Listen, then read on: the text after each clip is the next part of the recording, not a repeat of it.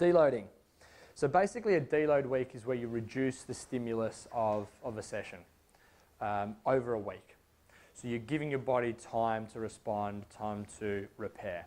And we do those every 8 weeks here, and the athletes I program for, in general, we do every 8 weeks. Some can do it more frequently, some less frequently.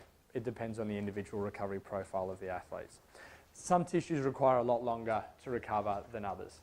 And you guys will know that. Some muscle groups feel like they stay sore for longer than others, but then things like tendons take a lot longer to recover than just your muscle.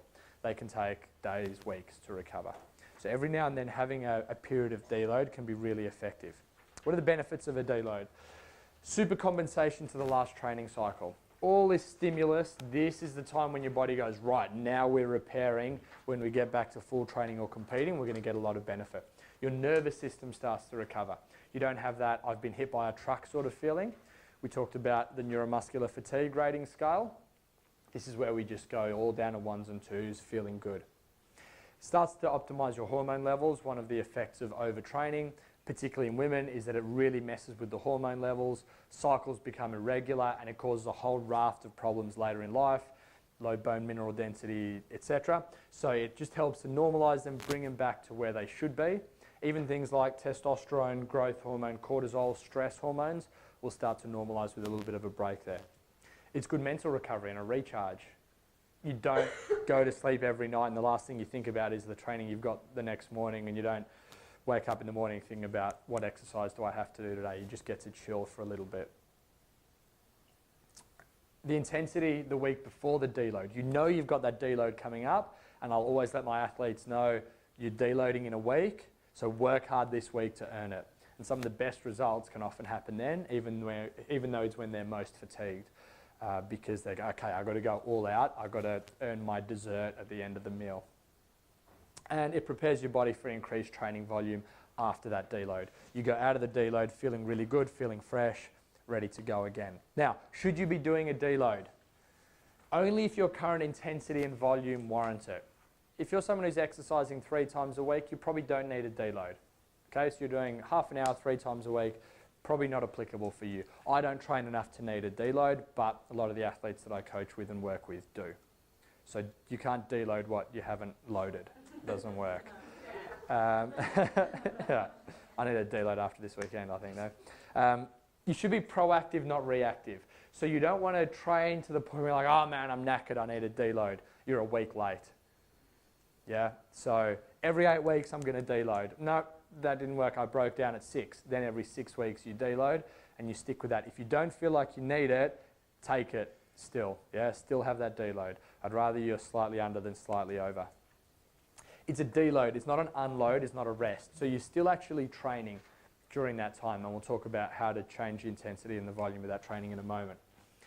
You don't want to add in a lot of extra stuff. So you don't want to be saying, oh, I'm deloading, therefore I can do a big trial run and do all this other stuff as well. We talk about this tank of stress, and you can only put so much stuff in this tank before it overflows and you're overtraining. Don't add more stuff that takes away your recovery resources. You want all your recovery resources, all your stress fighting responses to go into repairing and fixing your body from what's been a really big hard cycle of training. So take that time off. So how do we actually do it? Like I said, anywhere from 4 to 8 weeks is what most of the research recommends. I'm not currently working with any athletes who need a deload more than every 6 weeks.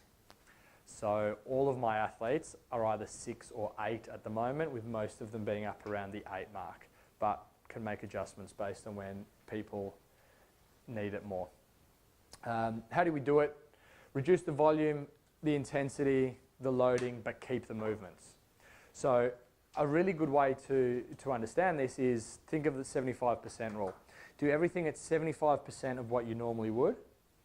Do 75% of the volume, 75% of the load, 75% of the effort level. Anything that's a measure of how much, how hard, how heavy, take it to 75% of what it normally would be.